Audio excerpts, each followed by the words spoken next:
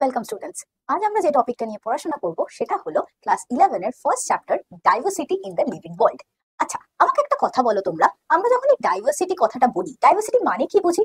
মনে পড়ে সেই ক্লাস ছোটবেলায় আমরা যখন জিওগ্রাফি পড়তাম না, diversity, India is a land of diverse country. তো ডাইভার্স কথাটার মানেটা কি? যখন এই ডাইভার্স বলছি মানে প্রচুর ভ্যারাইটি, প্রচুর ভেরিয়েশনস আছে।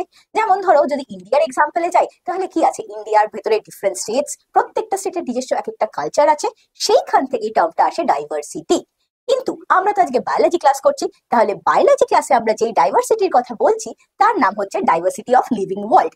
আচ্ছা, লিভিং বলতে বায়োটিক কম্পোনেন্টস, ঠিক তাই। বায়োটিক মানে আমাদের অর্গানিজমস যারা যারা আছে, এটা একটা ছোট মাইক্রোবস হতে পারে, একটা হিউম্যান বিং হতে পারে, আবার একটা বার্ডও কনসিডার করতে পারি।